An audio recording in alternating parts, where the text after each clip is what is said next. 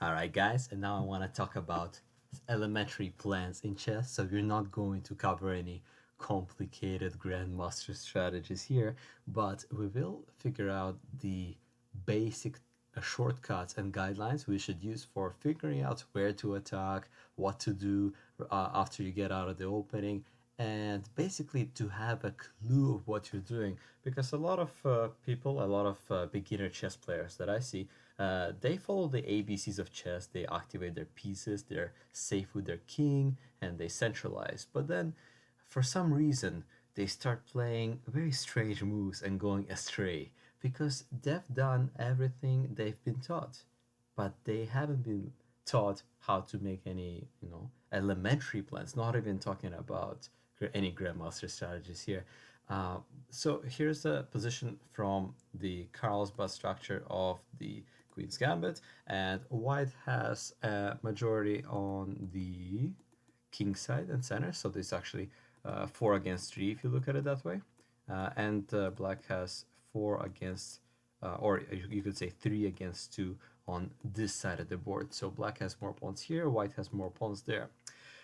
When figuring out a plan, look at the central pawns and where they're facing. So right now, White's pawns are actually facing this way. I call it the arrow, okay? So you imagine somebody is shooting an arrow, perhaps the king, and he's helping you guys because he's showing you exactly where to fire. You're firing on the queen side because that's where the pawns are facing and shooting. And so if Black has a central pawn looking that way, so you have this pawn chain b7 to c6 to d5, clearly we should be attacking this way, and Black's pieces will evolve around this. Now, a lot of you guys will say, what if Black had pawns that are looking both ways? Then what do we do then? Well, then actually you choose. Sometimes you can play on the queen side, sometimes you can play on the king side, so both are possible. Okay, the other thing that will help you with figuring out where to attack is where do you have mobile pawns. So right now, for example, White, I will take the example for White. These pawns are clearly not going anywhere. If White tries to push for e4, which a lot of people may like because, ooh, you're getting the center and everything, right? But then you create a huge weakness on d4. It's called an isolated pawn. You don't really want to do that unless you're winning a pawn or something. Clearly, you're not gonna push this pawn with the king on g1 unless you'd like to get checkmated, which I hope you don't.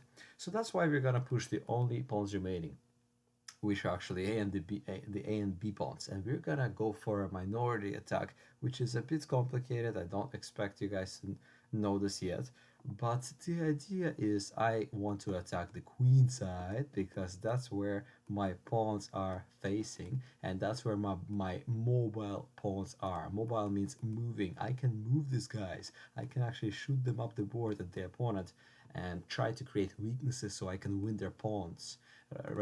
For example, right now the pawns are very strong. They're protecting each other. They're stable. But if I can trade off a few pawns, then one of them, for example, the c6 pawn, may become isolated and a backwards pawn. So then I can attack it with all my major pieces, which will be standing behind the pawns.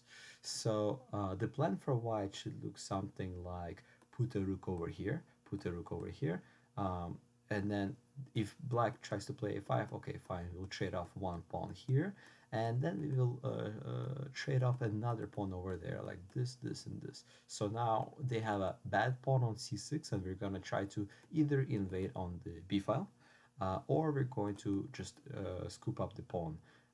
The knight is probably gonna come to a4, and then this pawn is gonna be hard to defend for Black, who's having some difficulties here. Actually, he's lost, but we did give White like 20 extra moves.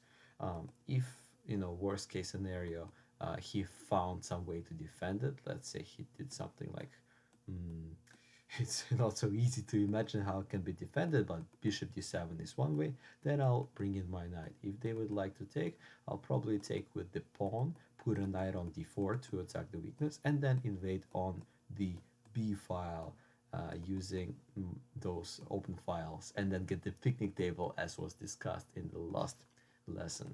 So that's an example of the plan for White. Now let's talk about Black. Is it all hopeless? as I made it seem in this game by giving white 20 extra moves, or does black have play of his own or her own? Well, let's put this guy's back. So there's a pawn here, and there's a knight over there. If black also plays moves, then he also has decent chances at a good game. And let's take a look. His pawns are pointing there. He doesn't have any mobile pawns because if he plays there, that's the side where he's weaker, right? And so you should never be pushing pawns on the side where you're weaker. And why is he weaker? Because white has this open highway that he can use, or semi-open highway, as we say. Black should actually be attacking on the king side using his local piece majority. So let's give black the bishop that I stole from them, which was on here on e7. And then let's show the plan for black. So black is going to play something like knight f8, knight g6. It does two things. First of all, I defend my pawn on h7, so the knight isn't overextended.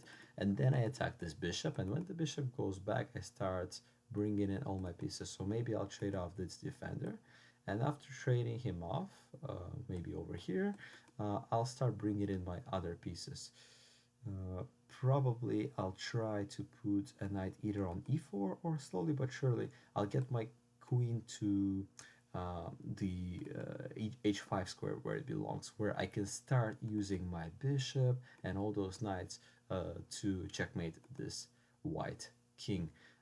So while white has his own plan trying to take pawns, black is going to try to checkmate white using something called the local piece majority. What does that mean? Right now, black has 1, 2, 3, 4, 5 pieces. The bishop doesn't fully count, but he's definitely helping, so I count him as like a potential attacker, or as a half of an attacker, you could say. And with all those pieces, I can jump on the white king on the king side because he has less pieces there than me. So we really attack wherever we have more pieces. And if you want to attack somewhere, whether it's the king side, queen side, or center, you bring all your pieces there. So you have a local piece majority. You can't attack if you have less pieces than the opponent on that side of the board. So you see, now we're gonna play something like queen e6, and knight e4 is begging to be played. At some point I will transfer my pieces, as many as possible, to the king side, bringing in the rooks, anybody I can recruit for my attack.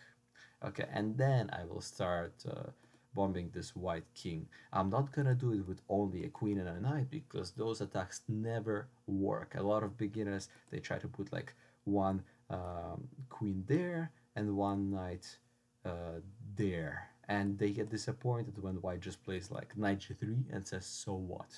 Now, if there are additional attackers, like there are in this case right now, every single piece is attacking the white king, so we should have something like rook takes e3, then they take, we can take on g3. We are not threatening checkmate yet because of the queen, but we are threatening, for example, queen takes e3 and also bishop takes h3. The white king is in a lot of trouble right now. It's not so easy to defend for white, even though he is up material. So as we can see here, remember three things when you get out of the opening.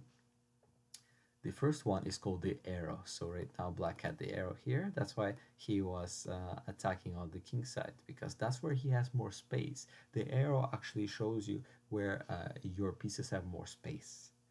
For example, if I add another pawn here, I have all this space for my pieces, and that's where they can attack. I don't have any space here, so I'm clearly not attacking there, right? The second thing is the local piece majority that I mentioned, right? So if I have 20 pieces attacking the poor white king, then I'm probably going to checkmate him. If I have two more attackers than he has defenders, my attack should work. So for example, if I have 1, 2, 3, 4, and he has basically no one, especially if you put the pawn here, and I just bring in my rook right now, then this king should be checkmated by logic of chess, right? It's almost some unwritten law in chess. that allows for this, right? And the third thing that I mentioned was the mobile pawns. So right now, white has mobile pawns on the queen side. That's why he should be pushing them, because clearly he's not going to be attacking here, as if we push the pawns on the weaker side for us, we're creating weaknesses and not actually attacking. We only look like we're attacking. Actually, we're just helping the opponent and making his job easier. Okay, guys, hopefully you remember that next time you choose a plan after the opening.